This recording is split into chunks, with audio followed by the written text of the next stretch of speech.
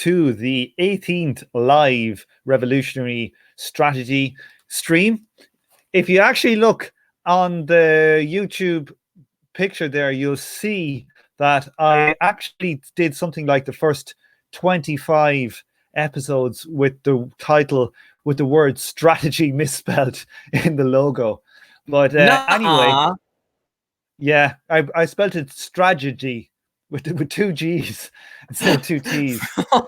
Oh my god. First as tragedy, then as farce. Yeah. Strategy. Sorry. So they had as well, like it took 25, it took nearly like 6 months of these podcasts being released for anybody to notice it, which may say something about the content of the podcast. Now, here we're back after a bit of a delay. We have a full panel here today. We have got, coming all the way from Arizona, we've got the two-headed beast that is Lex Soul. Yeah, hello. Hi, I'm the other head. Hi, I'm the other head. This is Lex in Arizona, celebrating our first anniversary for the weekend in the nerdiest fucking way possible. Yeah. Happy communism anniversary.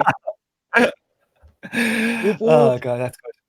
Okay, and they're making some machine noises of his own was Puya, all the way now from some is it Madrid? Yes. Puya. Yes.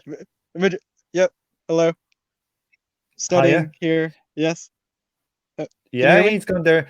We can hear you. Okay. Yeah. Hello. From Madrid. He's in an autonomous zone, no doubt. We also then have.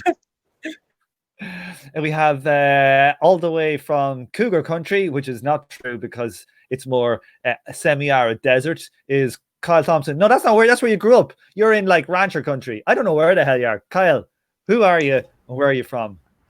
This is Kyle from General Intellect Unit, but also from Calgary, which is oil country, and also there are farms, lots of farms around here. I feel like every week Tom butchers where people are from. Why is that, Tom? I mean, I at least remember that, Kyle's in Canadian, right? Yeah, Canadian Texas. That stuck with me.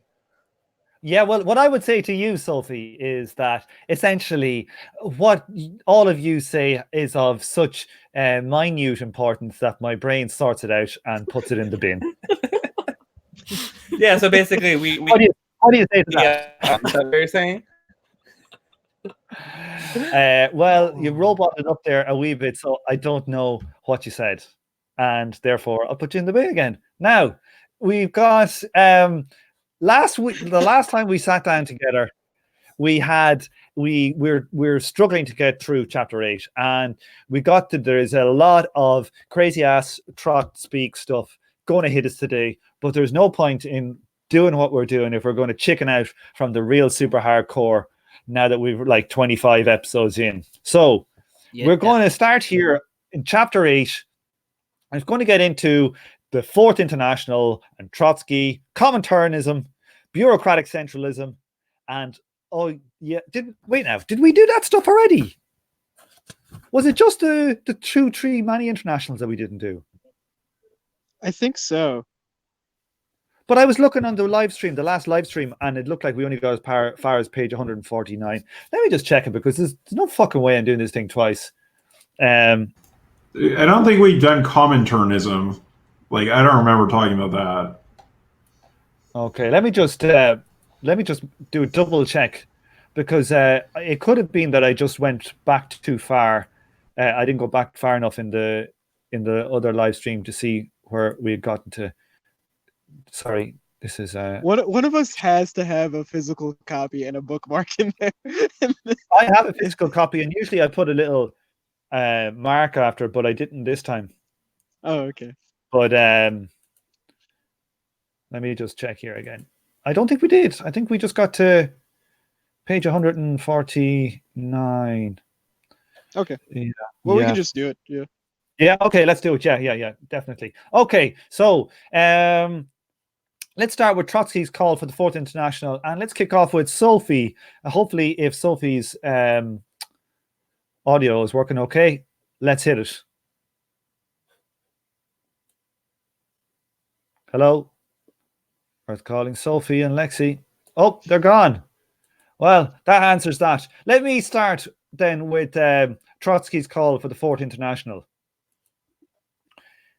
This background character of Comintern helps to explain the peculiar character of Trotsky's decision in 1933 to denounce it as dead for the purposes of world revolution and call for a new Fourth International. The peculiarity of this decision is the fact that Trotsky denounced the Third International on the basis of events in a single country, i.e. Germany. The First International had been founded on the explicit basis of the international tasks of the proletariat as a class. The second, more indefinitely, on the basis of the international common character, of the proletariat's interests and struggles.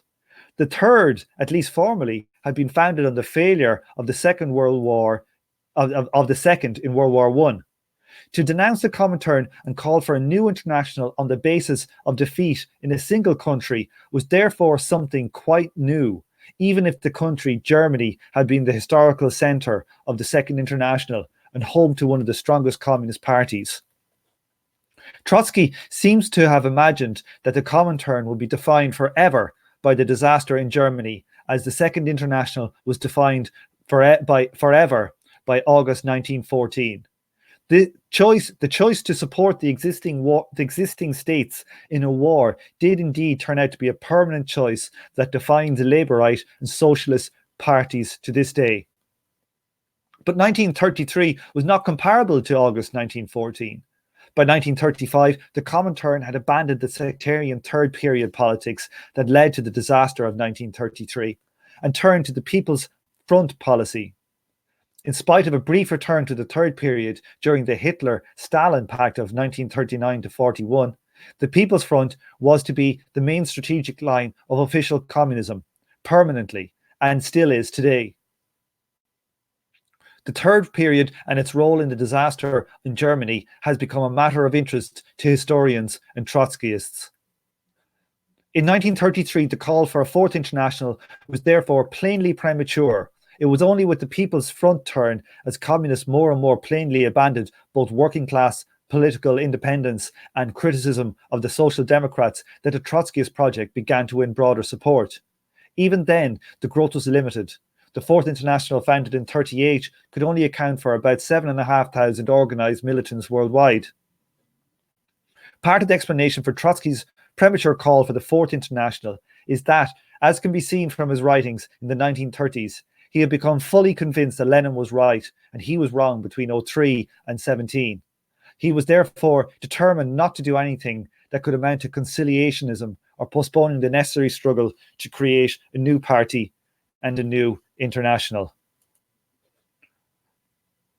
Okay, now, Lexi and Sophie, I just read that first little paragraph there, Trotsky's call for the Fourth International. Okay, so what do people think about it? Kyle, what do you make of all that?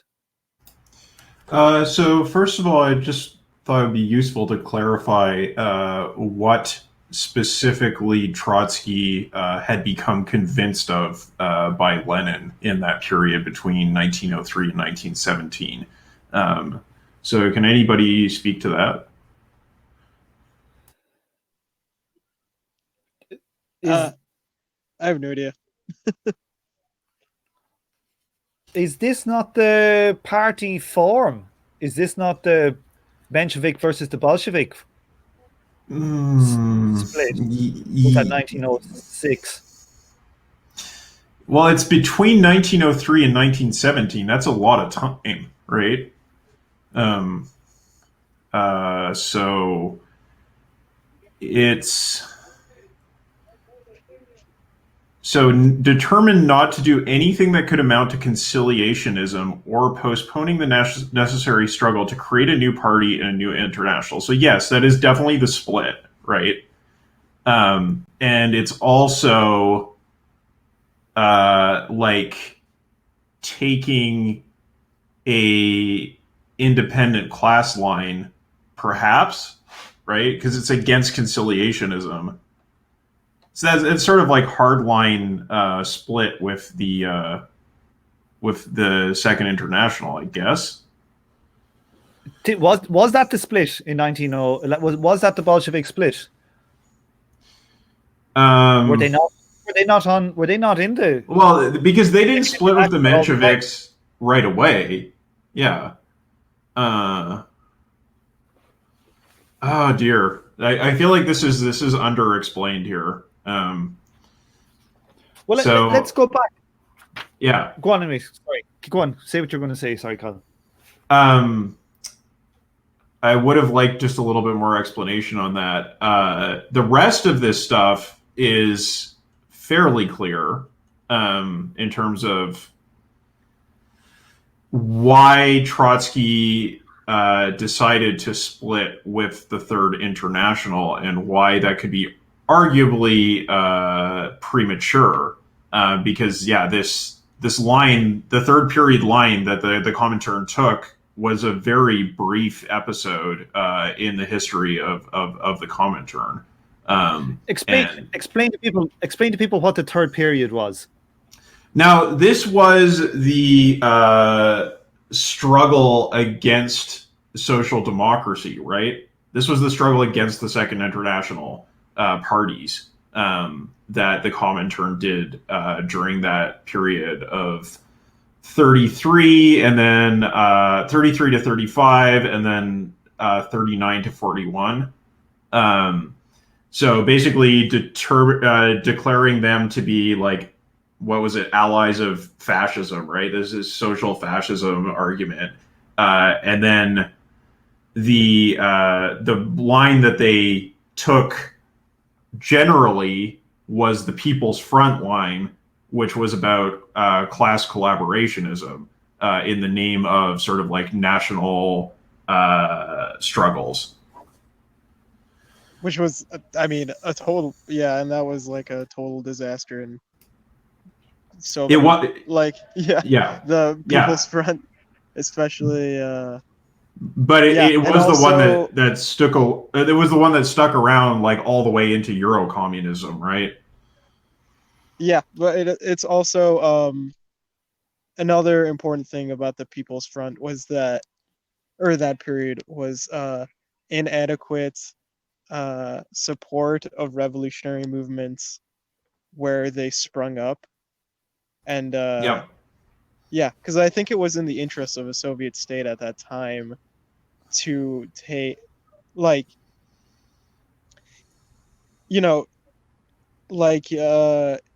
here in Spain during the Civil War and that period, there, between the fighting with the Republicans and the Nationalists, I mean, the Nationalists were so well armed in comparison to the Republican forces and the left forces. And the Soviet Union, I think they were just pursuing their national interest with this policy, with by not conflicting with the capitalist world. Okay, so we're gonna get into that in the next section. I think there's a discussion about the Spanish Civil War. Okay, yeah. So what we're saying here is that, like, after after the problems of the World War I, that the communist strategy was to attack the right of the left, so the Social Democrats. And this led to the disaster of basically the far right being able to, because they had basically started fighting each other. It led to the rise of Hitler, and that was a disaster. And after that, they changed tack. The Comintern changed and said, okay, we got to all unite against Hitler. And it wasn't until after that had happened that the Fourth International actually started doing well in 1938. Is that when he said that it was? What year did Trotsky do the Third International? It was 33, and it wasn't until 38 then that it started to actually grow. That's basically his point.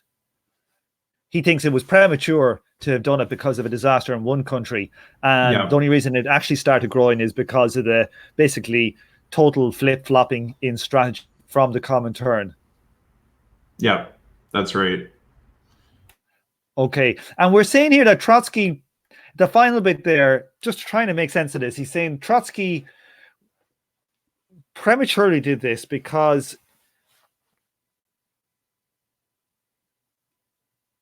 I don't see why he thought, why prematurely that would make sense if in 1933 they were still attacking each other.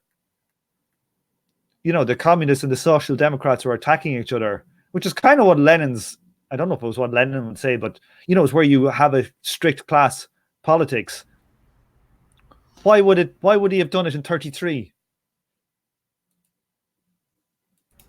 Yeah, it's not totally clear because the argument here is that the defeat in Germany was what precipitated the Fourth International, and Trotsky did that because of his adherence to Lenin's line. But I don't see what the connection is exactly. I'm just not that deep into the subject that I can follow MacNairs' thinking. Oh, hi there. Did somebody say my name? Yay. What did we go over? So we're talking about the why Trotsky broke from the Third International. Did we go over what Trotsky and Lenin disagreed about from 1903 to 1917? We went over it to the extent that like we couldn't figure out what the disagreement was specifically. So if you could enlighten us, that would be much appreciated. That's simple. Trotsky was not a Bolshevik for that point in time. He was not quite a convinced Menshevik. He had something of a middle position. That was, I mean, I wouldn't say it exactly converges on like where like the Menshevik opposition in the Soviet Union ends up, but like the ones that don't go with the Tsar. But Trotsky was a sort of like middle figure up until that point. He wasn't like convinced about like, I don't know, there's a bunch of things that he wasn't convinced about, but I think you can basically sum it up to like Bolshevism, like even like Bolshevism in the earlier form, where in the debates between, you know, Martov and Lenin, Trotsky was a bit of a middle figure, and part of this was, I think it was something along the lines of the sort of permanent revolution line, or what ends up becoming permanent revolution. But then if that's the case, and Trotsky moved away from his position that he held in that period, why would he break with the Third International over sectarianism? Like the third period politics were sectarian politics.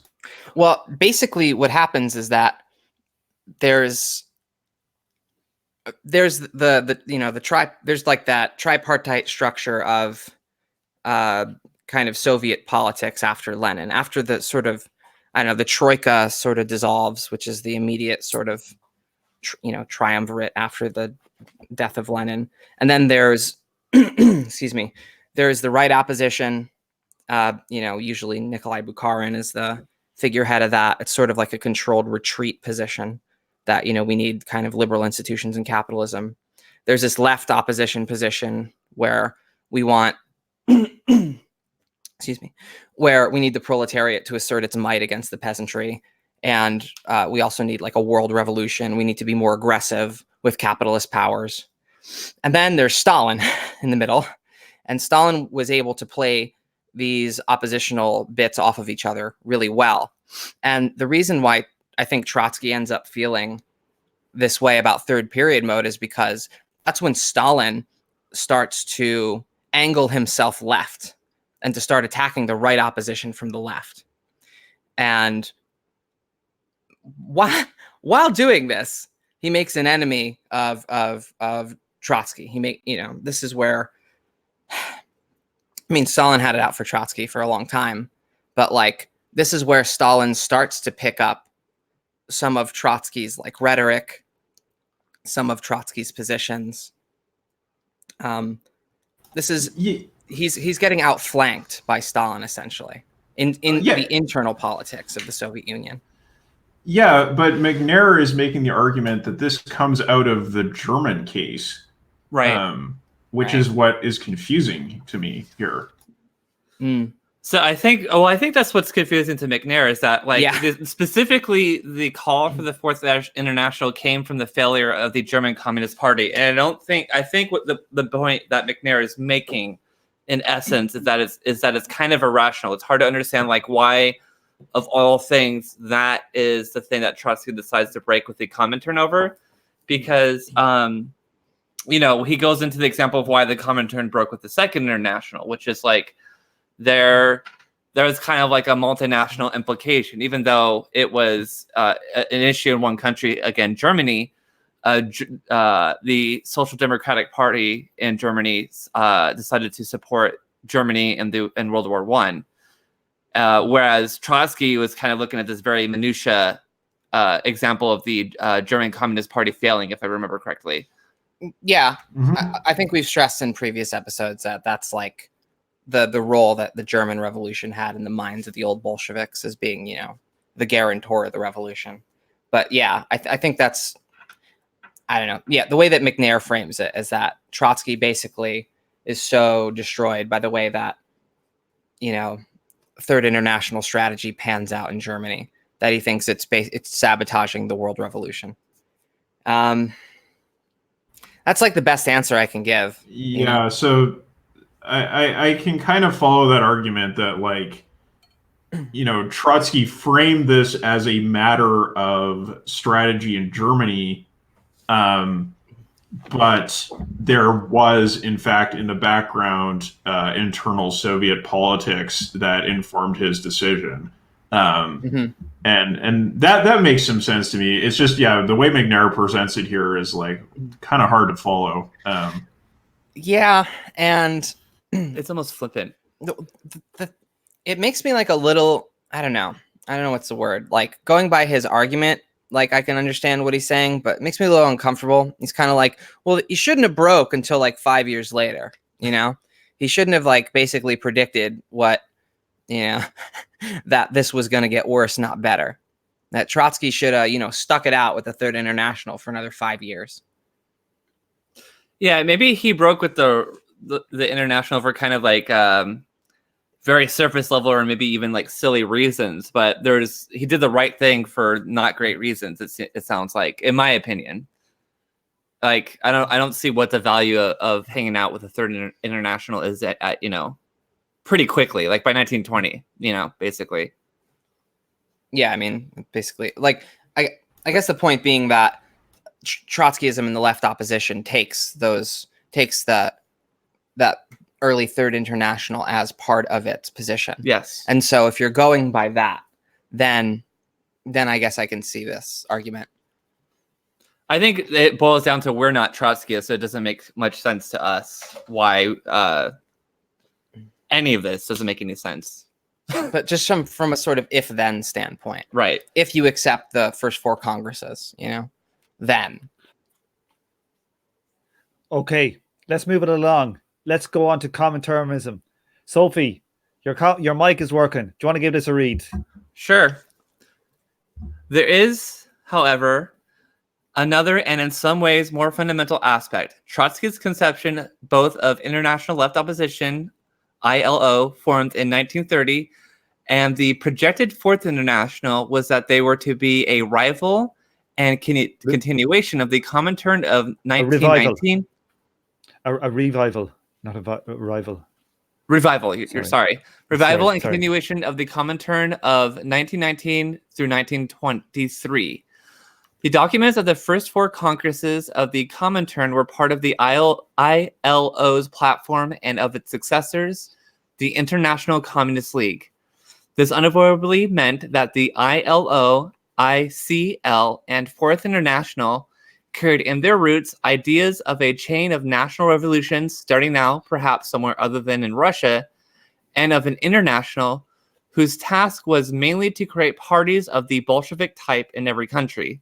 On the one hand, this meant that the feats and disasters in single countries formed the real basis of the critique of the Comintern, and of the critique of those such as the Spanish POUM and the French PSOP, with whom the Trotskyists broke on the road to the Fourth International. Shall I keep going, or you want to stop there? Keep going. Let's smash it all the way. These follow 2 paragraphs as well. Okay. On the other, the idea of tasks of the international as such, in constructing international unity of the working class in action, had no strategic ground in the Trotskyist ideas. A tiny group, of course, could do little practical along these lines, but the Fourth International was bound to appear as a micro-miniature Comintern with a leftist version of Comintern strategy. The Fourth International also inherited from the Third the utter centrality of the defense of the Russian Revolution and hence of the USSR in wars with capitalist states to its identity and program. In 1939 through 40, this position was to split it down the middle over the Russo-Finnish War and the Soviet occupation of Eastern Poland, with Trotsky insisting that the minority in the US and elsewhere should not have the right to express its views in public. The minority took a third of the membership of the US Socialist Workers' Party, the largest group represented in the 1938 Congress, and half of the International Executive Committee elected at that Congress. Okay. Rip. We got them splits. Those splits, babies. Now. So, I was just going to say, I think, I mean, we could comment on this right now, but I think he gets into more detail why this is bad in the next section, and I think we got someone on stack. Okay. Sorry. Yeah, so I just wanted to say that this is starting to make a little bit of sense, because what he's saying is that the decision to split over what happened in Germany created a precedent where events in individual countries became seen as central matters to split over in the future, right? And also that this framework that the Trotskyists inherited from the decision to split over Germany meant that international strategy had no substantial figuring in their considerations, and national considerations ended up taking up the central point. So, like the failure of individual revolutions became reasons for splits as opposed to international revolution. I believe that's what he's saying, yes. It's funny here as well that Trotsky, he's saying here, Trotsky held on to the Comintern's structures. So they were not very democratic. Am I right in saying that? He says, oh, yeah. A revival of the Comintern in 1919 to 23 and all those theses which we basically slandered in the previous episodes. So I think he gets into this in the next section, but part of what he argues is that, like, the original ideas of the Fourth International and the left opposition were democratic and was founded on the idea of factions are necessary and good, or the implication at least. And then towards the end of Trotsky's life, his last legacy is this split and silencing of a minority faction. And so that kind of leads Trotskyism, or the legacy of Trotskyism, especially in the post-war period, to just kind of capitulate a lot of the same issues that Stalinism or, you know, bureaucratic centralism, whatever, like all the same mistakes, basically.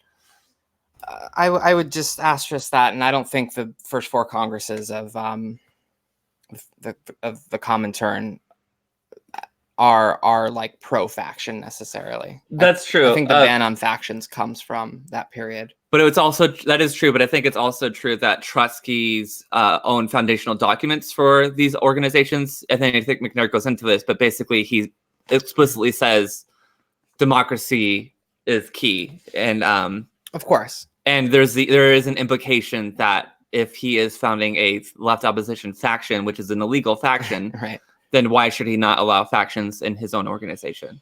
Yeah, the overall structure of the argument is that, pluralist Cominternism ends up being like a contradiction in terms. Right. Yeah. Okay, let's hit the next bit. Bureaucratic centralism. Lexi, do you want to give a read? Let's flex it. Flex it with the Lexus. Yeah, that's right. All right. The refusal to accept public factions in 1940 was in contradiction with the Trotskyists' own history. The Trotskyist movement had originated in the 1920s as an illegal public faction of the Russian Communist Party, and the ILO, launched in 1930, had been an illegal public faction of Comintern. The Russian oppositions, indeed, had as part of their core politics a critique of bureaucratism, albeit one that was cautious and imperfectly articulate. Part of this critique survived in the culture Trotsky sought to create in the ILO and ICL, International Left Opposition and International Communist League. The 1933 resolution, the International Left Opposition, its tasks and methods, said that the foundation of party democracy is timely and complete information available to all members of the organization and covering all the important questions of their life and struggle. Discipline can be built up only on a conscious assimilation of the policies of the organization by all its members and on confidence in the leadership. Such confidence can be won only gradually in the course of common struggle and reciprocal influence. The frequent practical objections based on the loss of time in abiding by democratic methods amount to short-sighted opportunism. The education and consolidation of the organization is a most important task. Neither time nor effort should be spared for its fulfillment. Moreover, party democracy, as the only conceivable guarantee against unprincipled conflicts and unmotivated splits, in the last analysis, does not increase the overhead costs of development, but reduces them. Only through constant and conscientious adherence to the methods of democracy can the leadership undertake important steps in its own responsibility in truly emergency cases, without provoking disorganization or dissatisfaction. These statements are a standing rebuke to the post-war Trotskyists. Well, like, I don't want to interject, but like, that's like a piss take. I mean, yeah. Like, I remember reading so much Trotsky when I was younger, and I hadn't really internalized what the Civil War meant. A bunch of people tried to tell me, but, sometimes you just don't want to hear what's wrong with your new love affair. You just, okay, yeah, I know you all care about me and you're listening, but I'll tell you what's wrong with your love affair. They've got a lousy internet connection. Well, I could fix that. It's the only thing I'm good at. Oh, but yeah. I mean, there's so much beautiful prose about Trotsky, waxing poetic about how important democracy is, or this or that. But like, I just remember trying to stand Trotsky to like left communists, and their eyes just glaze over, and I'd be like, what's wrong? And they're just like, this guy didn't do that stuff when he had the chance. I think I might have made the comparison to like Obama, or like what people say after they're in power in the United States, and all the nice ideas people come up with after they had a chance to implement them. Right. And I mean, you see this like the same like kind of schizoid like position on this sort of stuff it's kind of what Marxism is famous for at this point, like high-minded promises of democracy and whatever, but when it comes down to it, I mean, it's less democratic than bourgeois institutions. Yeah, it's like, but it seems to me to be a reliance overly on the political. Like, right. When you deal with the people in, Marxist, Trot group, whatever, The emphasis is entirely on the political, and does this political ruse help me to attract a person right now? And do I have to change every single tenet of what I proclaim as my beliefs to do it? And they go, yeah, all right, grand, yeah, let's do it. It's very instrumental. Like nearly every organization I've ever come across is like that. And I think a point that MacNair was making at the end of that last section there is that the decisions that Trotsky made at the end of his life both established a precedent for certain political situations to be the basis for splitting, and also established a precedent for the suppression of political opposition within the organization. And so what the result of that is that you have this argument for democracy in the organization. You have the argument for the centrality of given political crises. And then you also have the argument for the suppression of democracy. Right. And that creates a kind of basis for infinite splitting down the line. Because there's strong arguments to be made on both sides, and because of the suppression of minority factions in the organization, the only way to express your opposition on any given subject is to split. Or to become an alcoholic. Let's see. Can I read the rest of the page? Because absolutely, kind of drives the point home. The aspirations of the 1933 resolution above were at least partly reflected in the conduct of the international secretariats of the International Left Opposition and International Communist League, and in Trotsky's correspondence. The secretariats were willing to accept partial splits and public fights in the sections, and Trotsky urged the creation of horizontal relations between the sections, as well as vertical section secretariat relations. However, Trotsky's response to the 1939 through 1940 minority that rejected Soviet defensism was bureaucratic centralist, and it drew on the idea of splits as purging and proletarianizing the movement that had been initiated in the split in the Second International, as we saw in Chapter 5. Trotsky was assassinated in 1940. His writings on the U.S. 1939 through 40 split thus left as his last legacy to the post-war Trotskyists bureaucratic centralism and the idea of the proletarianizing and purging split. So, well, we all know now, all you have to do is to look to, say, Romania and Ceausescu and some of these places that, by splitting and getting that pure communist party, that it really got rid of any of these people who were, dodgy or had ulterior motives or slightly on the fascist side. So right, yeah, that's a great strategy. Yeah, it certainly doesn't select for the most organizationally adept and most craven people that are willing to say or do anything. Certainly not. Not at all. No, that's not the legacy of Stalinism at all.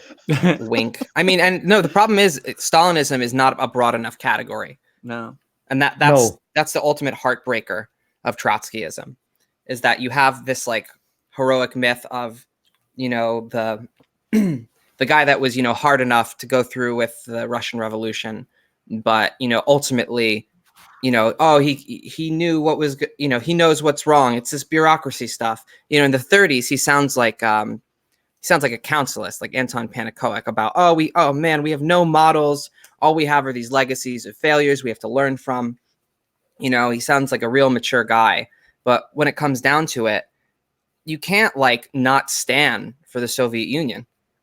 Yeah. You can't defy the bases of the Third International.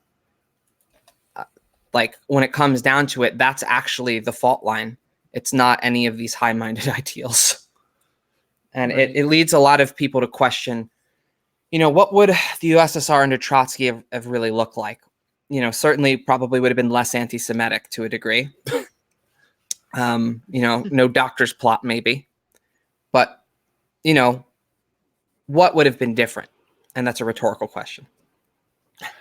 I've a controversial thing to say here now. Like, do we bring this back to Lenin?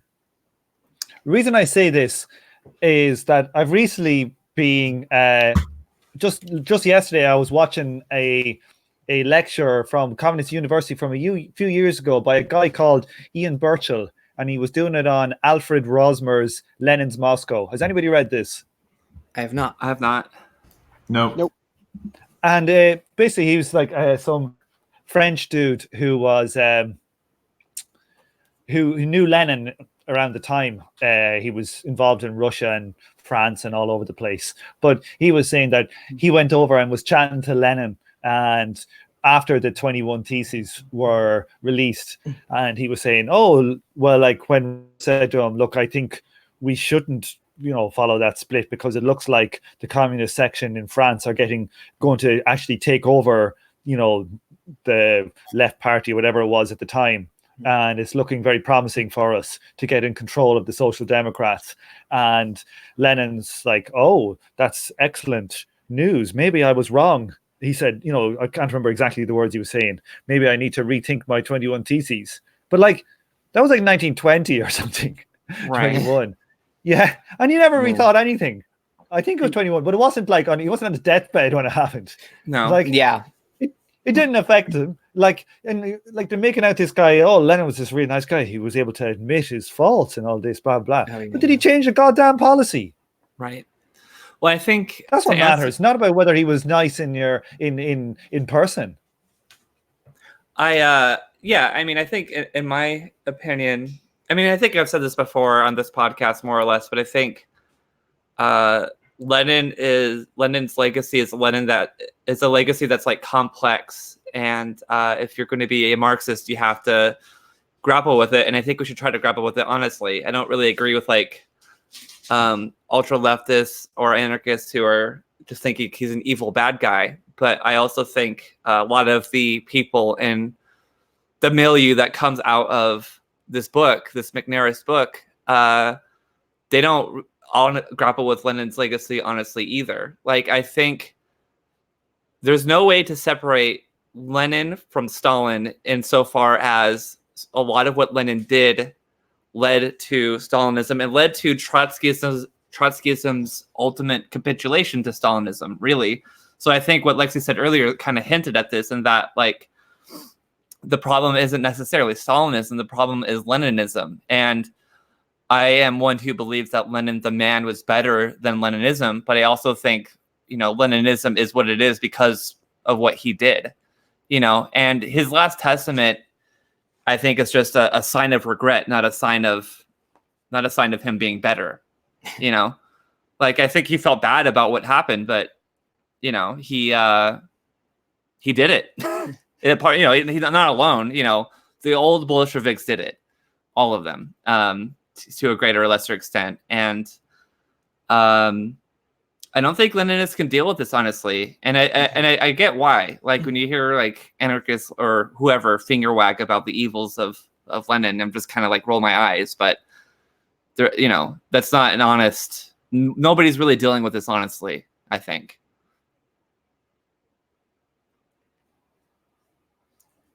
Yep. Okay. Yeah. Sorry, I was muted. Okay. Will we kick on? Anybody else have anything to say there?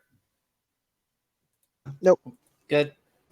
Just that there was already a strong disposition in any principled small group to have the purifying split, and the Trotskyist legacy just encourages that even more, right? Yeah. So this is something that you'll find in a lot of small group psychology, that kind of stuff. But Trotskyism just really, really encourages that. And you see this rhetoric being used to justify it all the way down the line to progressively more and more irrelevant factions. Right. It gives it theoretical legitimacy as well, doesn't it? Yeah. And it one of the things that MacNairs bring up here is that, yes, it's theoretical, but it's also very particularist, right? Because it gives legitimacy to the idea of splitting over very specific issues in a very specific, like, national context. And that makes it even more likely to cause splits. Yeah. And I mean, you see this in religious organizations too, right? These like micro kind of these micro principles that become the basis for the split are often not the Catholic Church. We stay true. We stay true over the millennia. Of course not, let it dear. be known. But these like micro principles that become the justifications for splits are often not the real reasons for the split. No. And that's why I bring up Trotsky within the Soviet Union, is because I highly suspect that his writings about, it's a German revolution and this and that, probably has less to do with it than him being outplayed within the Soviet Union, like outmaneuvered. I just, I don't think this, like, I don't actually believe that these splits are about what they say they're about after going through some of them myself. Like, people hang their hat on a legitimizing kind of justification that sounds good, that has a historical legacy, but a lot of times it's just an abuse of history to kind of justify narcissism of small differences. And when you don't have like a working class base or some kind of greater stakes involved to, get people to, like, put their egos back in their pants, so to speak, and try to have to work with people you don't perfectly like or that you can't completely control. This is the impulse. And I think that's, I guess, the reason why MacNair, like, sort of harps on the idea that this split was too early or something. And, he's not dealing with it maybe as I would prefer him to, but basically that, like, MacNair wants to argue that the split from the Second International was justified, but that splitting as just like a strategic kind of panacea is a nightmare. I have a question for Sophie. Sophie, do you have complete control over Lexi? 100%. Good. I'll let your imagination run wild with that one. Only sometimes. Oh, that's good. Right. Who wants to read the next bit? Let's put Puya last.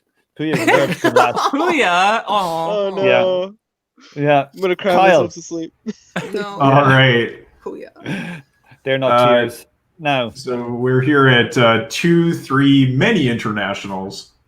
This shit gets good.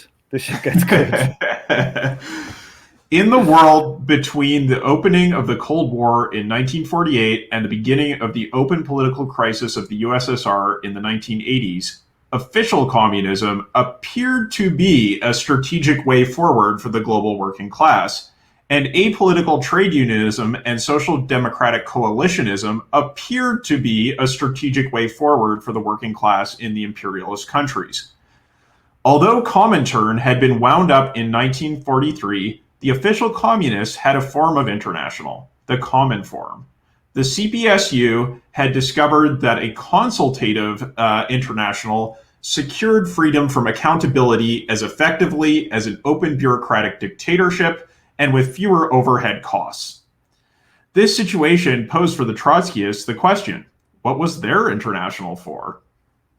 In 1953, they split between the majority Pabloite advocates of a tactic of large-scale fraction work in the communist parties and their anti-Pabloite opponents who insisted on building parties organizationally separate from the official communists among the milieu of the French socialists, British Bevonites, and Rooseveltian Democrat trade unionists.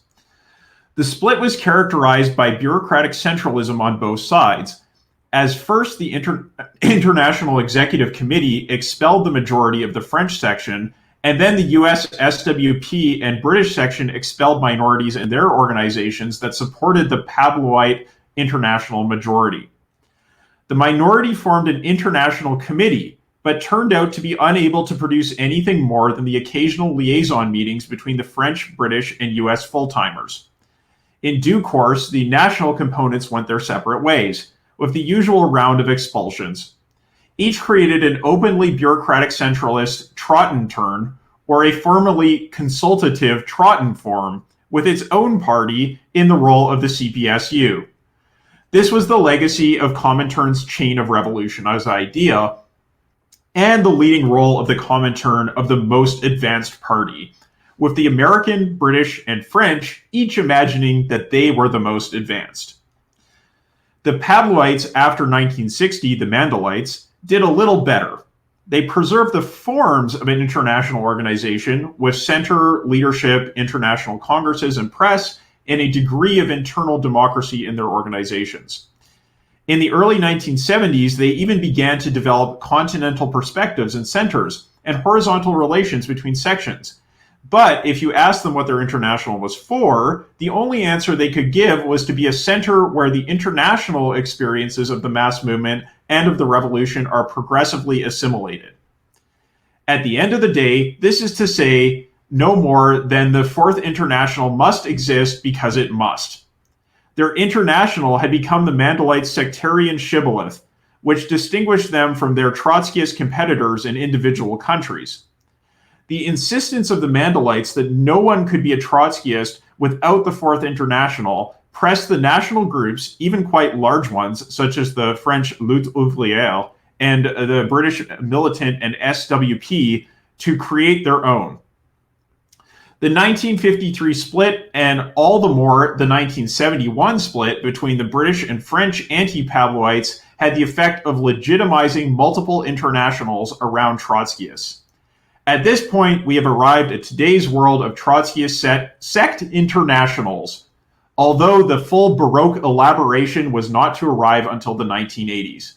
The Trotten forms are, like the Common form, just as much creatures of bureaucratic centralism as the Comintern and the Fourth International at its most centralist period.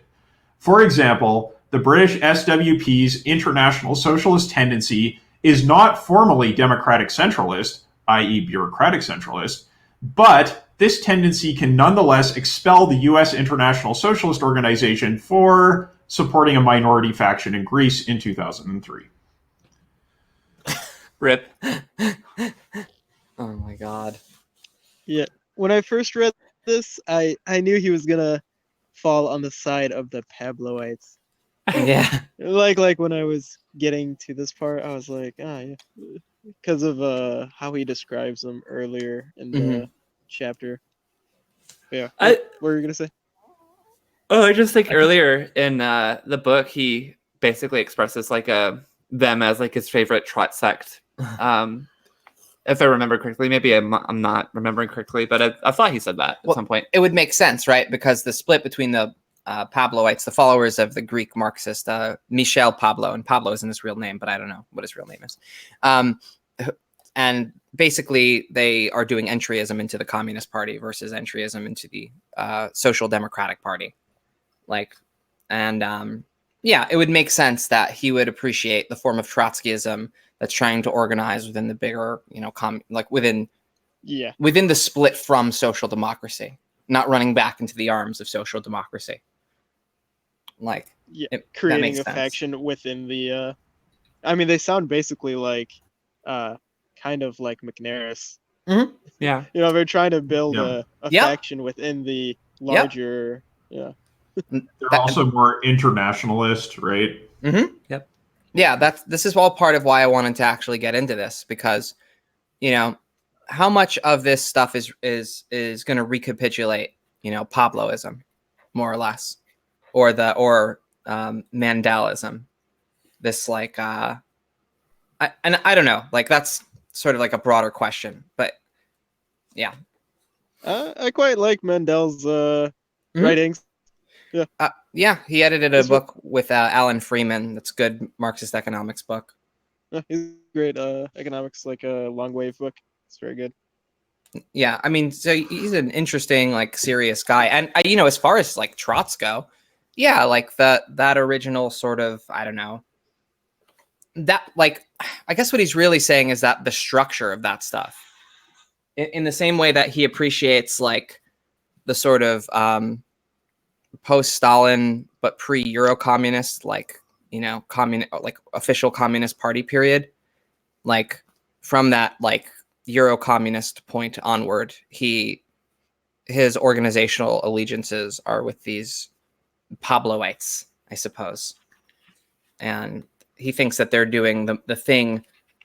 I guess I would put it that they're doing everything that, you know, alienated intellectuals can do, except that they don't actually have a reason for being. And I really wonder how much of this applies to, you know, what MacNair wants to do. Yeah, well, it would seem I don't know. It would seem like MacNairs of a basically a Pabloite. Is that what we're saying? To trying to reform the Communist Party along democratic lines? Well, I mean, it's definitely like an improvement on, you know, Pabloism to abandon the first 4 Congresses and Cominternism and all that shit. Yeah. And he said here that also the Pabloites had their own splits and their own expulsions of certain groups, but yeah. But it sounds like, to find the sense again. It sounds like he likes what the Pabloites were doing before they became too trot for their own good and started splitting and purging and all that. Like that strategic line of you know, entering the larger Communist Party as like a faction and doing entryism into that. Like, I think that's kind of like his bread and butter. And so he wants that, but without the trot baggage, basically. And does this sort of get into the CPGB's like weird non-party party position? Because he is criticizing the Pabloites on the basis of like their organization and its existence became the only reason their organization existed. Right? Like it just perpetuating the International as like the true embodiment of communist principle was the only reason for that International to exist. And I don't know, maybe that sort of avoidance of the party among the CPGB could be related to that problem that he identifies. Yeah, I mean, I don't know. I have this like this drive in me, you know, whenever I see these like mass movements pop up and go down, and I realize that, you know, the enemies of mass movements have these cumulative institutions that can build on strategy and kind of do trial and error and, you know, think can you know, think historically and kind of collect their experiences. It strikes me that you know what we need? We need an organization that can collect these experiences, you know, and give them to the masses when they take up struggle, you know. And it's not it. Usually when there is like a sort of mass thing, the organizations that are around kind of like thumb their nose at it, and whatever they have to say is not all that useful to them, to the mass movement. Right. And yeah, so I kind of share this, like, I have an inner Mandalite, you know, that's like, God, we need that like outpost of, you know, working class experience of the revolutionary heritage. You know, we need that, you know, organization to carry the torch and the flame to the new movements. But that's just not really how these things pan out. Okay, but so like if we look at the Mandalite Fourth International as MacNair presents it, and then compare it to the other internationals. Yeah. You know, is the problem here that they weren't willing to do what Marx and Engels were willing to do, of just disbanding when the time was right to disband? Is the problem that they had this inheritance, this bureaucratic centralist inheritance and they should have been more like they should have been looser, like the Second International. Yeah.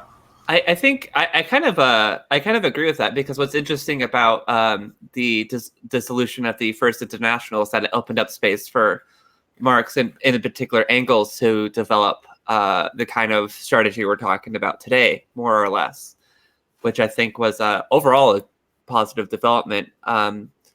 There's a lot that I love about the First International, don't get me wrong, but sometimes if it's not working out, you got to hang up your towel and rethink your strategy. And I think the legacy of bureaucratic centralism that comes from the Comintern and infects Trotskyism still makes it impossible. They want to maintain the institution for its own sake, is what we're kind of getting at here. And I think that's a problem. Like sometimes you have to like be like, okay, this isn't working out. Let's hang the towel and let's try something different, you know.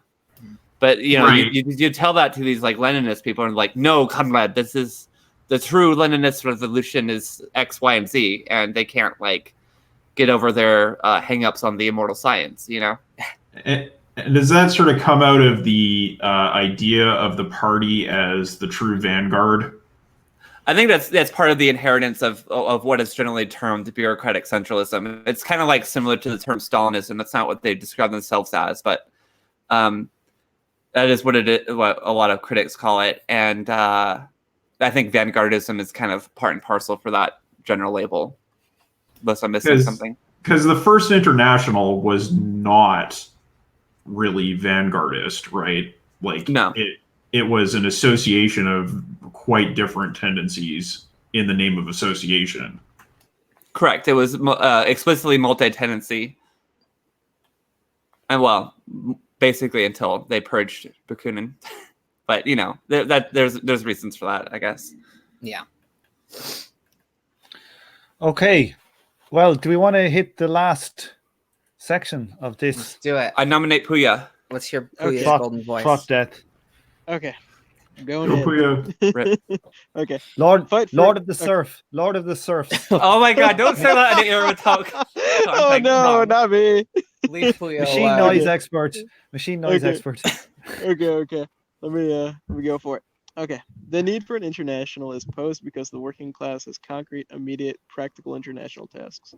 These are tasks of class solidarity because the bourgeoisie uses national divisions in the working class to defeat strikes, etc. They are also a task of formulating an independent class perspective on world affairs.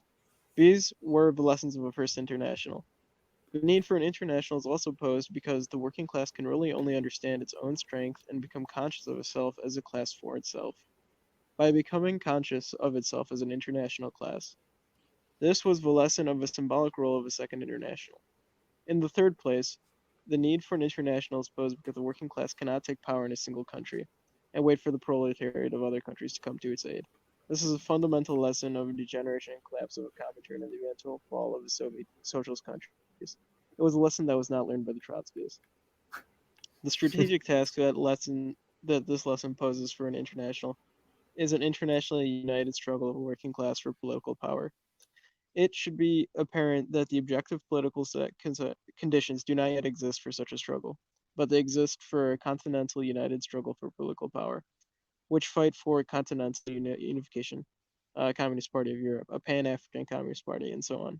A dynamic towards continental unification of politics is already visible in bourgeois politics, not just in Europe and in the Latin American Chavista Bolivarians. It is even present in utterly deformed and reactionary manner in the Islamist movement in the Middle East. Comintern was not sterilized by the decision to split from the Social Democrats. It was sterilized by bureaucratic centralism, the idea of a chain of national revolutions, and the idea of a Comintern as a fan club for Russians. Its failure was about the inability of a Comintern to think of international tasks except either as immediate civil war, which calls for a general staff, or making the national communist parties copy the Russians as a road to victory in a single country. The Trotskyists' 1933 call for a new international was premature. It was not this premature split that turned their project into a swarm of malignant international sects. Rather, it was their too great faithfulness to the ideas of the early Comintern. which committed them to the same bureaucratic centralism and the same idea of a chain of national revolutions. This in turn produced the anti-Pabloite Trottenturn and the Trotten forms on the one hand, and a Mendelite empty form of international struggle without political tasks on the other. The struggle for international is a present concrete task of the communists. It is clear, however, that this struggle cannot be carried on by creating yet another micro-international. It has to be carried on by fighting on every occasion allows against the bureaucratic centralism and nationalism that go hand in hand with it, and for the concrete tasks of the international. The global struggle for solidarity in a immediate class struggle for symbolic unity of a working class as an international class, and the continental struggle for working classes political power and political unification and political power. Okay. There's one thing that I wanted to comment on. Okay. It's in this paragraph. In the third place, the need for an international is posed because working power cannot take power in a single country. And this is a fundamental lesson in the collapse of a Comintern and the socialist countries. I think he's using kind of like a, I don't know if his methodology is really, I would really agree with here. Like, I think you can justify this theoretically without the, like, this induction from this single factual case event. Yeah, like, I think this is like bad. This is not correct scientific methodology, and also it's also you can also just justify this, like, theoretically based on economics. Like, you don't need to. I don't get why he produced. Explain yourself now, Puya. Like, let's look. We've had communist revolutions in Cuba. We've had, like, even like if you want to look at Chavista, those kind of social democratic revolutions. We've had communist revolutions in all number of places like China, Russia, Vietnam, Afghanistan. Yeah, all these different places. Burkina Faso, but they were all done pretty much on nationalist lines. Like, well, pretty much depends now. on how big the country is, I think. Well, I think but even Russia descended into nationalism. Biggest goddamn country in the world. Maybe there's hope for Canada. I mean, like, it's probably like very unlikely. Like, okay, like, imagine that like a European country was going to have if a European country decided to have a revolution, it would be so difficult to maintain that without to maintain efficient production without having international supports. But I mean, if you have a very large area of land, you can like produce. Russia. Yeah, like in Russia, it was much more likely that it would, they'll be able to have a planned economy successfully than, if there was kind of like left movements in Europe recently, like, with Podemos and Syriza. I mean, these are like not really the same type, but, even like you can't imagine these countries being able to, accomplish political tasks that would conflict with the international order. So I think solely due to the fact that they can't produce under autarky. I think what you're saying is today Russia might be considered a continental bloc of its own, and the reason why it's different nowadays is it's not totally undeveloped. You think today perhaps Russia could survive?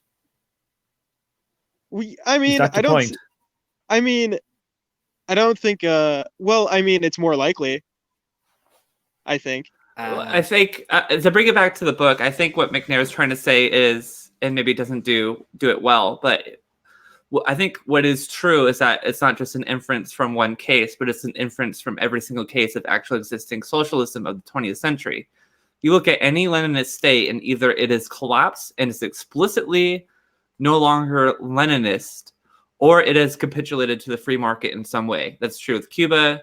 The DPRK removed any mention of Marxism or Leninism from its constitution.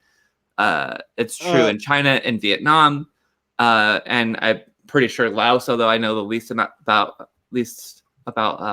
Laos. But I think when you're looking at a sample size of all cases, you know. No, but I mean, like, yeah, I mean, but I don't think the conclusions follow from the premise. Like, he's trying to take, like, he's trying to make a theory out of a fact. What? You know, like, no, Okay. like, you can't make, like, You can. theories can't be produced from facts. Well, I mean, sure, theories don't come directly from facts, but I mean, you know, it's kind of a problem of doing like historical and social sciences.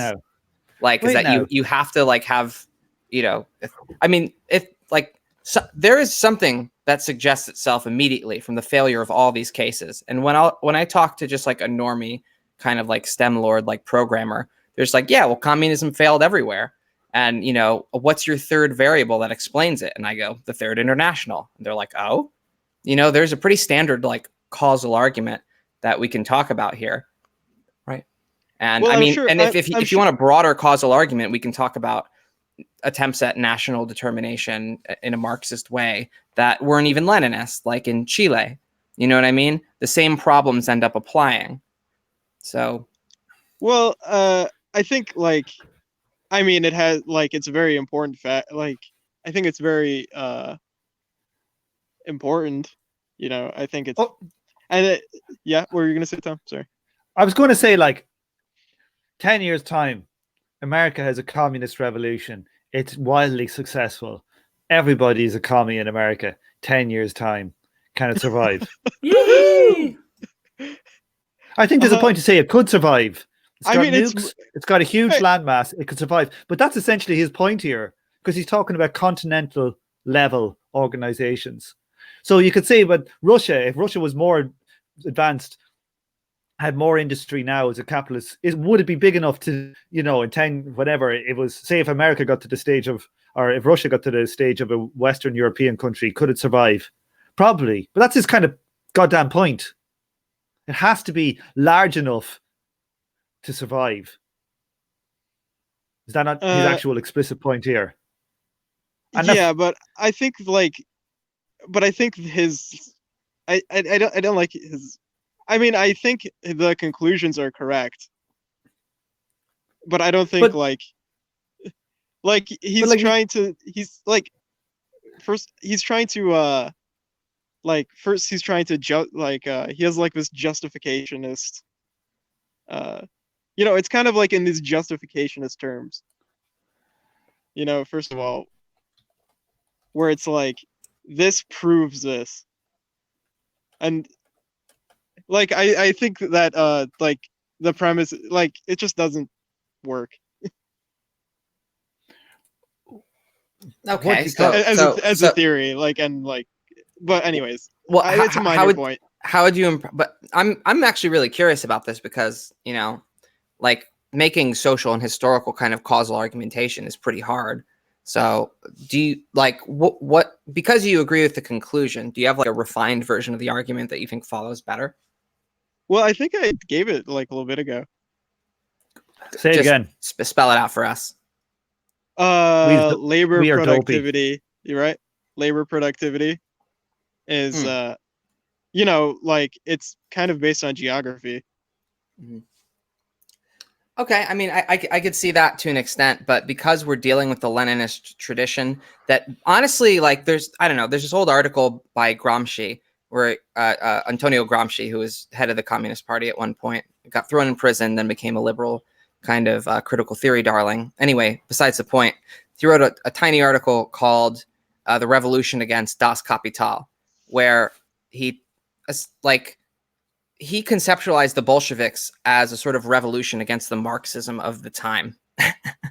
And that's pretty much the very important reason that that the Third International has to go through this like without recourse to the argument that you just said. Because yes, a good Marxist, a good historical materialist that hasn't been inculcated with trying to defend the Russian lunge at socialism, that's just going to be fucking obvious. And it's kind of even obvious outside of Marxism. But the Leninist tradition is built on an attempt to outwit those historical determinations, those like geographical and economic determinations. Like that's the entire hope of the whole thing. And so I agree with you, but like, well, I think that Russia doesn't really like go against it because like, I mean, it's a really big country. Well, I think the issue in Russia is economic development in 1917. It's not so much the size that's the issue. So I think would agree with that too. Yeah, I mean, so it's a little bit more than just simply geographical size, but that is a very important factor. I agree with you on that too. I don't know if we. I don't know if I could. Oh, go ahead. I also think it's more important to think of it as like a probability too. Like, it's not like it will for sure work out. Or it will for sure not work out. But like we're not going to make a Brownian motion argument for my glass of water here in front of me flipping over and smashing me in the face. I love Brownian motion. You know what I mean? Yeah, like I think we all agree, but we're just kind of nitpicking here a little bit on the language. Was that a fair point? We all think maybe it's unlikely. I guess I'm just a poor little psychologist who's inundated with bad social scientific techniques methodology. Or whatever. But I don't really see as much of an issue. Highly empirical. I think that's what psychology is a lot of the time. Yeah. No, you're not wrong. But I think and highly inductivist. Yeah. If ever a field needed not to be empirical, it was psychology. I agree with that actually, but I think I don't really see. Look, I think when you have every single case of Leninism failing or capitulating to capitalism, I don't think it's like a difficult. I don't know. I don't really see the problem with that argument, but I think somebody else is on stack. I was just going to say that I think I've sort of digested what Priya was saying here, which is that this proposition that it comes down to single country or not single country is not really a strong argument, right? Because what you should be looking at is the fundamentals that are available to the revolution, not whether it's a single country or not. Because like the sort of boundary definition that we get into with the Russian Empire is really it just kind of throws a wrench in this whole thing, because it's like, is it a single country? Is it a continental bloc?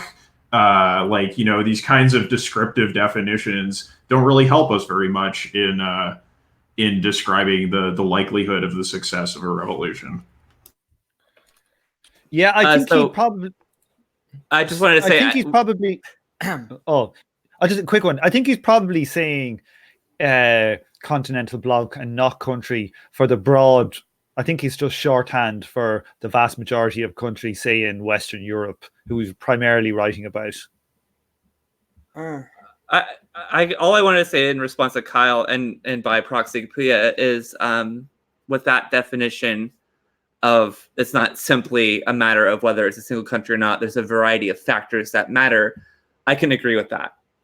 I guess what I'm hung up on is the litmus test of Leninism as it existed in history and how it ended up is how I'm conceiving this argument. But I think reading it again right now, and it focuses in on single country as like the issue, I think that is that's not a strong argument. I can agree with that. Yeah, and the only response that I have is that the Russian Empire was being treated as a single country in, the main socialism of one country debate, socialism in one country debate. And so I get the idea, that Russia's fucking huge, but the fact that even that ends up being too isolated, a former empire that subsumes a bunch of its former colonial subjects into it. is sort of like a litmus test. Well, for that like if you're talking about geographical area, you're talking about like that plus China plus all the way down to Laos, right? Like and Vietnam, right? Like at the maximum extent of expansion. Like half the world's surface. Half the world's surface. So like this one country idea is like. Well, but the thing is that they were constantly playing off of each other and ended up splitting. Yeah. They never really had like a coherent, world communist bloc. It wasn't coherent, but it also wasn't totally insignificant. Like the exchanges between these countries existed. The Vietnam War was financed by both the Soviet Union and China. Right. Like it just suggests that there's sort of like underlying factors that are more significant than the geographical extent purely. Agreed. I think that the single country is a problem in the specific context of 1917, not because the former Russian Empire was too small of a geographical area, but because its economic forces were so underdeveloped. That is the crucial issue. And that's not saved by the Chinese Revolution, because you have this very similar problem in China. And then eventually when they both start to build up their economic forces, they don't get along anymore. Yeah, there's still that problem of geopolitical isolation on top of the economic underdevelopment. Like geopolitical isolation is what makes the autarky hurt so bad. And it apparently isn't helped that much by a huge communist revolution popping off in your same continent. Oops. And it probably also, like, how big it is probably also affects how if you have like how the revolution like develops through time, like if you have a large section with efficient production, it'll probably extend geographically much more rapidly. One thing I'd just like to say is Puya said that science is not, theories aren't based on the data. Well, what are you talking about, Puya? Yeah, what kind of craziness is that? No, I mean, not based on. I think it's a counter-empiricist point. You have to theorize things. I know that. I'm being sarcastic, but okay. I was a little bit confused, but anyway. Puya, I can solve Puya's critique of the entire book with two things. One, if MacNair put the word probably in a couple of more sentences, and two, if MacNair had said due to the material conditions. So those two phrases, and that'd be it. We wouldn't have these repeated arguments for half an hour. I'm joking. I'm joking. Yeah. No, it's a good point. I'm taking the piss. I think it's a different argument, though. but that would be true. That would be true. Yeah. Listen, I was trained in psychology. Everything is based on empiricism. Oh my God, help! Does anybody have anything else? Because Kuya picked that off about this one. There's other stuff in this paragraph too, or these this section. Yeah. Let's see. I really liked the idea. Was it in this one where he had like the forms? No, that was at the end of the previous one. Was it? Okay, somebody else talk. I like the kind of cumulative nature of this section, trying to come up with the lessons of each international. I mean, regardless of whatever, regardless of our scrutiny of his argumentation, I think that's like a laudable goal for a socialist intellectual.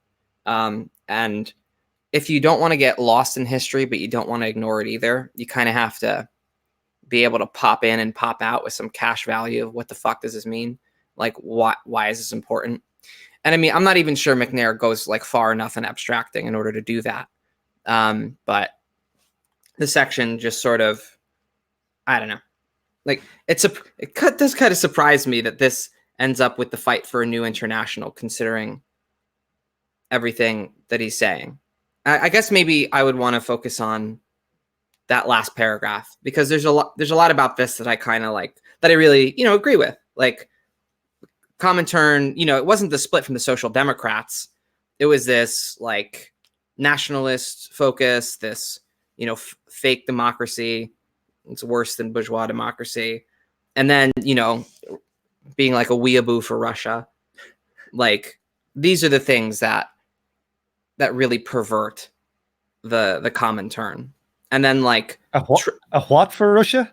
Pardon me. Weeaboo is terminology for an anime stan that gets really into Japanese like nationalism as a sort of like Orientalist sort of impulse. And you thought what percentage of the world's population would understand that phrase, that you could just slip it in? Depends on the generation, because like everyone my age knows what a fucking weeb is. But a weeaboo. The same thing. Weeaboo is just weeb is just a short form. Yeah, just like a Russia stan, or a Russia-boo. Yeah. What is a stan? Does stan come from like Eminem song? Yes. I've never heard that one. What does that mean? Sorry, I've been on Twitter for like a month. That's just Twitter language. Long. Yeah, stan is to be a nightmarishly obsessed fan. To be a stan. I stand for this. So basically, like Sophie stands me, essentially. That's what you're saying. Like, wrong. Like she's standing anyone. She's standing right next to them. That's Kyle. staining. That's staining is different than stand. Even I didn't go there. Wow. Oh dear. Kyle. Yeah, I think that it's also worth noting that he brings up this idea of the problems of the chain of national revolutions, the idea of the Comintern as a fan club we talked about, but then this idea of the inability to think of international tasks except as either an immediate civil war, which called for a general staff, or making the National Communist Parties copy the Russians as a road to victory in a single country. And I think that is a really significant point, that like, because of this legacy, I think a lot of sort of communists are always looking for that civil war opportunity, and are always looking for the point at which the Russian mode of organization will be, in their view, useful. And what that means is that the international ignores a lot of other subject matter that may have been more the, like, I mean, you look at the First International, and it was in a much more sort of chaotic geopolitical situation in the broad strokes. So I guess they could have been looking for this stuff as well. But, they're looking for those major points of rupture that are going to set off the chain of national revolutions, right? And maybe that is a room, or like that is a space in which this idea of an international could be salvaged, right? Like to say, let's not focus all our energy on that subject. Let's focus on other areas of working class international struggle instead.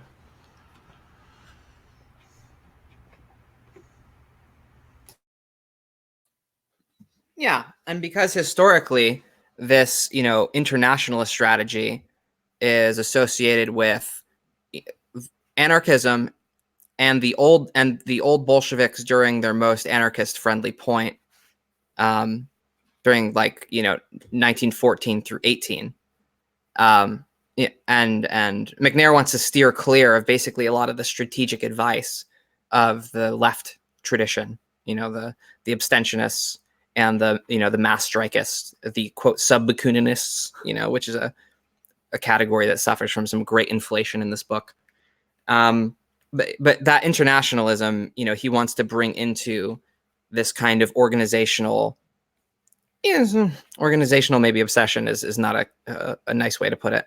But, he wants to abstract that internationalism from the idea of like an immediate civil war, and towards something more centrist. And this, path to national revolution stuff is a uniquely centrist position, and I say centrist in the sense of that tripartite thing I was talking about earlier, where you have the retreat on the right, sort of a retreat to capitalism, maybe Menshevism with extra steps, you could say. On the left, you have that global civil war, the vibe check. And then in the middle, you have, we're not going to give up on socialism, but we can't actually have an international thing. So we're doing it right here. He wants to kind of get out of that, left Comintern and centrist Comintern kind of debate without we're not even talking about the right. This is a debate between Trotsky and Stalin, basically, that he wants to get out of. Do you think by leaving out Bukharin and the right opposition, that's why a lot of people who read this book kind of end up a version of neo-Bukharinism? Yeah, I wonder about that. I think the Bukharinism comes from just some kind of attempt to defend contemporary China at this point. I don't really know where that comes from, other than but you know what? That kind of that makes some sense. It's not Trotsky. It's not Stalin. Right. It's a different position. But a lot of those people don't conceptualize Bukharin as retreating, which is wrong. Bukharin had a good historical materialist reason to basically say, well, we tried. I also don't know if neo-Bukharinism is such a thing that only exists online, but I haven't really seen a lot of I've seen maybe one neo-Bukharinist really kind of defend China subtly, and I don't know if that's a common feature. I don't know what their deal is. Yeah, no, I think your intuition is right, that it's an attempt to get out of this without leaving the Comintern. Right. Yeah. So they want to basically still maintain the Comintern more so than MacNair does, even if MacNair kind of leaves the door cracked for it. They want to really still defend the Soviet Union, and if according to this book it's not Trotsky and not Stalin, that leaves one guy, or one, the right opposition in essence. I'm just kind of spitballing here. No, I hear that. The only thing I'd say, and I'm sure Derek would scream at me if he heard me saying this, is that I really think that the backdoor, Stalinism stuff is not exactly here. And there is something to this book that really does want to leave the Comintern and the Third International behind. I think there's a lot in this book that wants to do that. But there's this kind of, I guess, if Derek were here, he would stress that there is this kind of ambiguity that's left open. And, I guess it's not radically different from what you were just saying. Yeah, it's not like a backdoor, it's a cracked window to Stalinism that people will break through and have jumped into for whatever reason. Oh yeah. I was gonna say that on Bukharin, I think being a Bukharinist today is it's a lot. Are you in a harder train station, Puya? Are you in a train station? Yes, I'm sorry. Just give it a second then. Start again. But yeah, I think being a Bukharinist today is a lot harder position to maintain than it was in when Bukharin was relevant. When Bukharin was alive. For sure. Well, I don't get the point of it. It's kind of I'm aghast at why are people cool. He wrote some nice things about dialectics. What else? We don't live in a semi-feudal country trying to do communism right now. So what's the point? I don't know. Yeah, maybe I don't know enough about Bukharin. Well, the NEP I think is a lot hard. It's not really necessary today like it was then.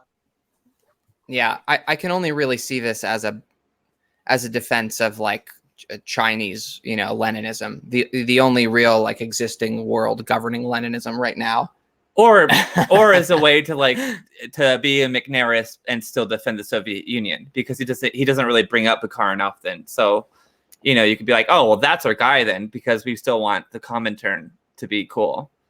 So either you're defending Dongism or you're defending the Soviet Union, but I don't think MacNair really is trying to go for that, and I think people are I think I agree more with Lexi than Derek on this. I think like it's not as that would require some incredible mental gymnastics to come out of this and be like, do it. But Bukharin, right? Like, I mean, think about how Bukharin went down, right? So much of the stuff that MacNairs bring up here is like just deep problems that cannot be brushed aside.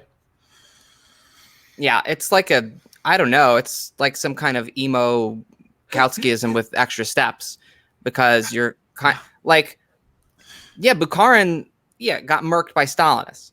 Like, like there's just he wrote this heartbreaking note to someone that, he thought of as an old friend.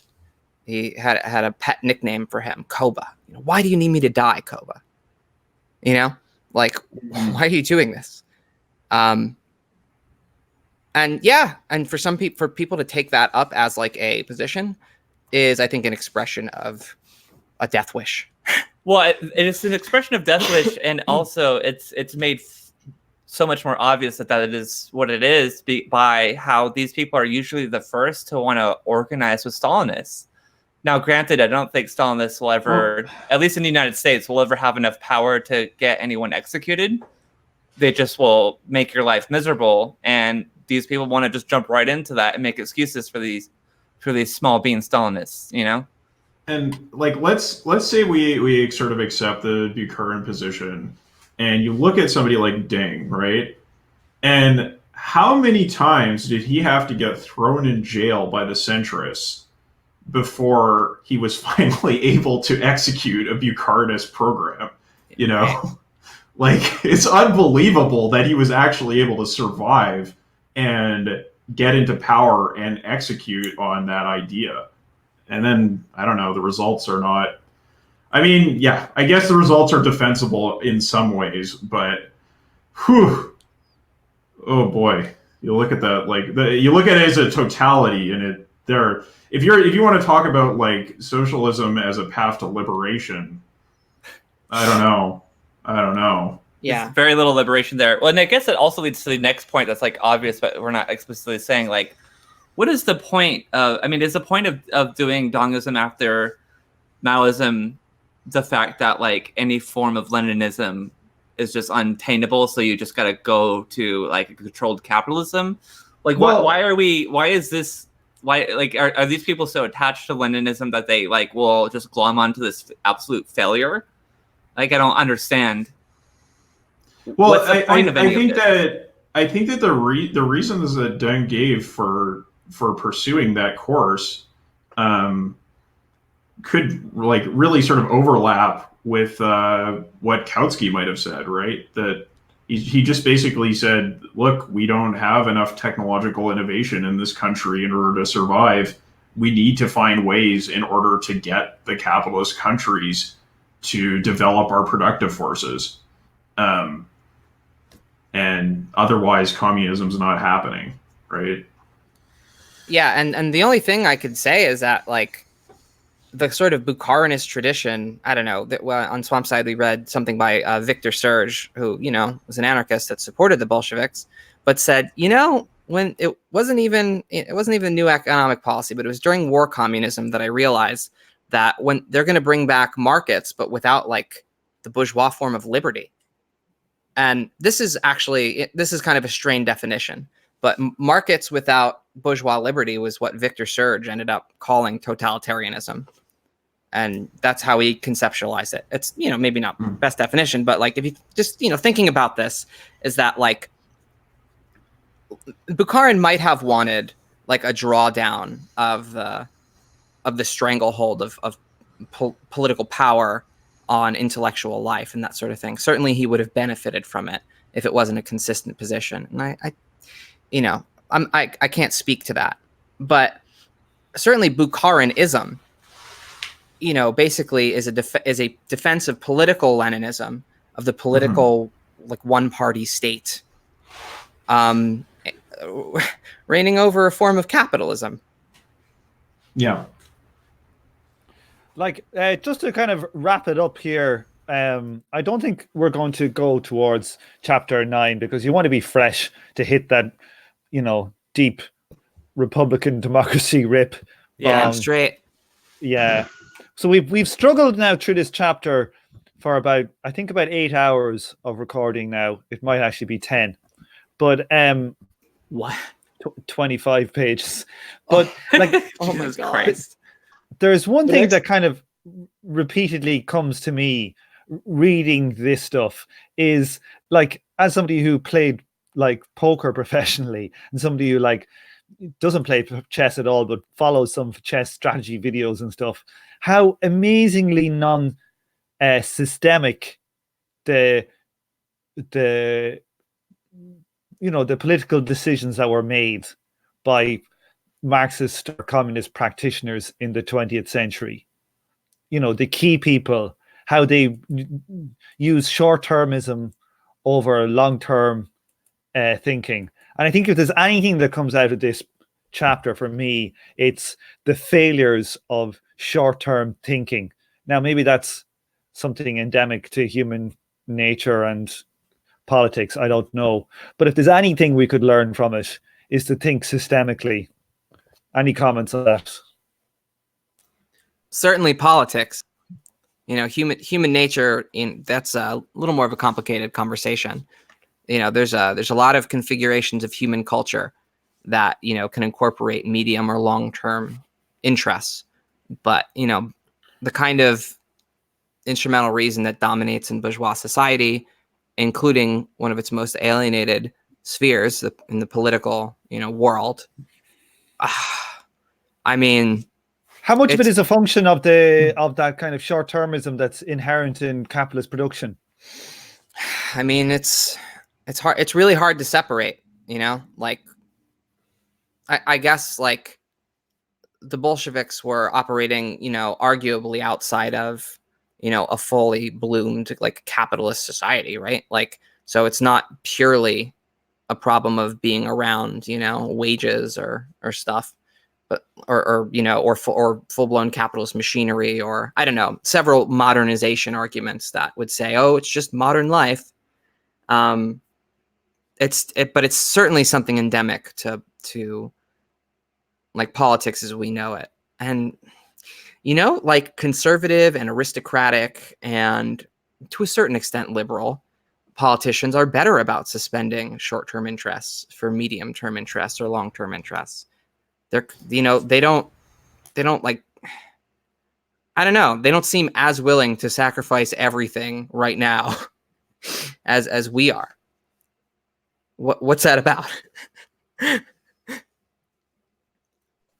We need some human sacrifices. Is that what we're saying? We need human sacrifices. There's the Lord God's on our side.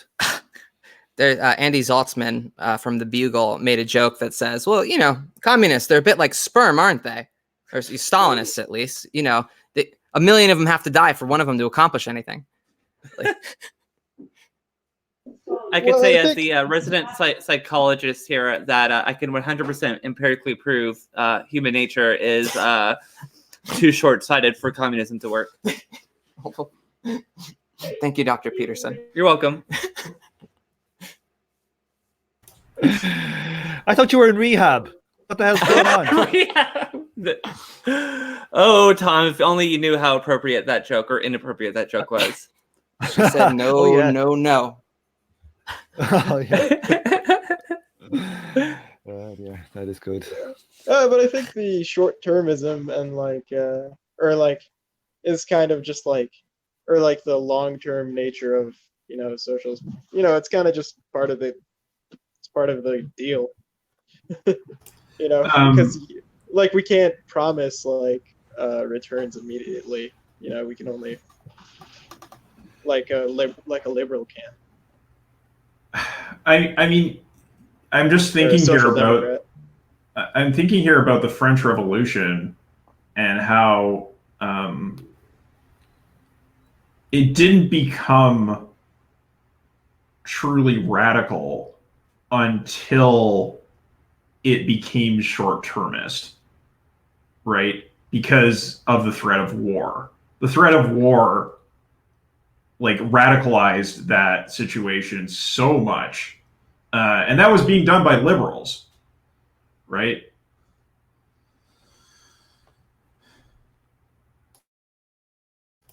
I mean, it's not purely a communist thing. If the situation is sufficiently precarious, then short-termism can carry a lot of weight.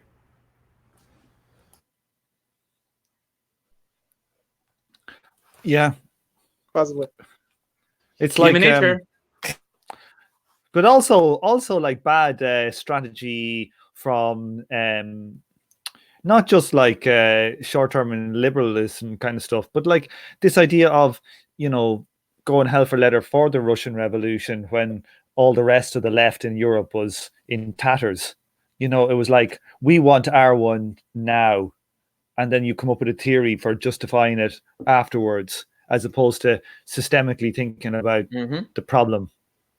You know, well, jokes about human nature aside, it should be pointed out too that Lenin was kind of inspired by the conspiracy of equals and Jacobinism to a lesser degree, and so I think that's kind of instructive on his thinking.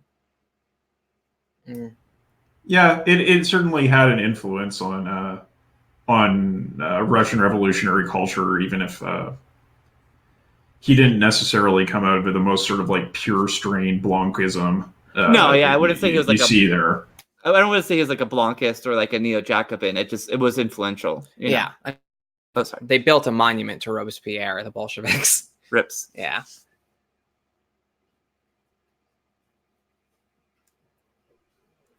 And I guess, like, it's not to say that in these situations there aren't people who are thinking long term. It's just they tend to get sidelined. You know? They can't make an argument from urgency.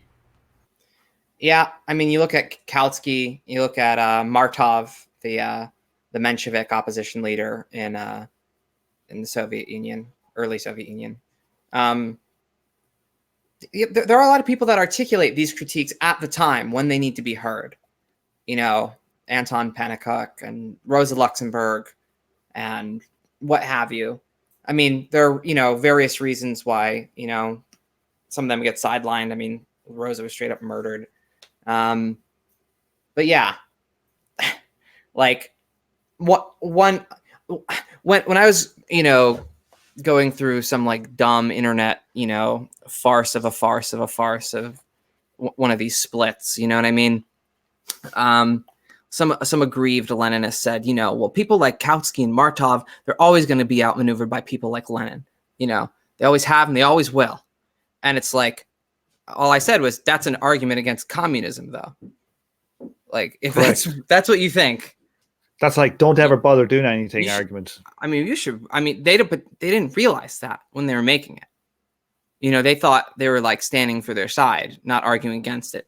These people don't realize that they're like reductio ad absurdum, like arguments, walking at, you know, like reasons not to be a communist in human form, you know, making these points. I mean, I don't know how else to say it. They seem like counterexamples for good living. And you know what I mean? Is this why, or at least one reason why Lincoln is brought up so much as a like counterexample, right? Like that he was in a moment of intense political crisis and he did not take the most extreme position based on short-termism, despite that crisis situation. Like, I mean, are there examples like that we could look at that maybe would say something more positive? I think, I don't know, Lincoln is a complex case because on the one hand, like politically, it was perhaps more savvy to like try to work this out. But on the other hand, like what that meant in the context was that he was dragging his feet to end slavery, you know? So I don't know, that's kind of a fraud example, but I think what your impulse is correct in that we should try to look for political examples, communist or not, of people who were looking towards like long-term strategy instead of short-term strategy, and who succeeded. Yeah. Well, I think in Northern Ireland, the nationalists, the Republicans, I think, are a very good example. They nearly have, the polls are now with they've had a long-term strategy of 20, 30 years now. Their long-term strategy, the polls in Northern Ireland now are in favor of United Ireland for the first time ever. That's awesome. You know, it's really amazing, like seeing this happen. It's just like, wow. Seeing a long-term strategy pay off like this is just pretty incredible. Yeah, I want to do a series on it, like as a part of the show. I think it'd be very interesting to go into it in depth. But it's like, you know, all the splits. It's not like the Republican movement didn't have their splits as well. Right. They have loads of them. IRA, the Provos, the INLA, the goddamn real IRA. You know, it's like reading trot splits. But the core had long-term strategy, and it's, you know, whatever we will say about the politics, just looking at it strategy-wise, it's certainly paying off massive dividends, I think. I know we've been talking for ages now. I think we're going to wrap it up here. We're an hour and 50 minutes doing 6 pages this week. Oh, yeah. Will we go to the chat and have a quick... is there anything anybody else wants to say before we go to the chat? Let's do it. Let's do it. So we've had comrades, monetizing dissent. I like that one. That's me. Patreon dollars, motherfuckers. We got Stank, my favorite. My favorite is Stank of all time. Best name ever. Is this is Stank like a thing is it like a name from something else, or is this Stank just come up with the greatest name of all time? Well, it's just Stink with an extra flair on it, you know, the Stank. I know, but is there a character called Stank or something? Because even his GIF looks like an Irish thing called Podge and Raj. See, look at that. Look at Stank there. Oh, that's from a specific, like, it's a really famous painting, but I can't remember what it is. Yeah, it's old. It's very old. I'd like to know, like, what there's this comment is. Sorry. Oh, you're all right. Yeah, there's an Irish kind of a comedy puppet duo that were called Podge and Raj. Here they are here. Somehow, Stank, you remind me of Podge and Raj. There you go. It's like my family photos. Now, who else do we have? We've got Tyler, the creator's dad.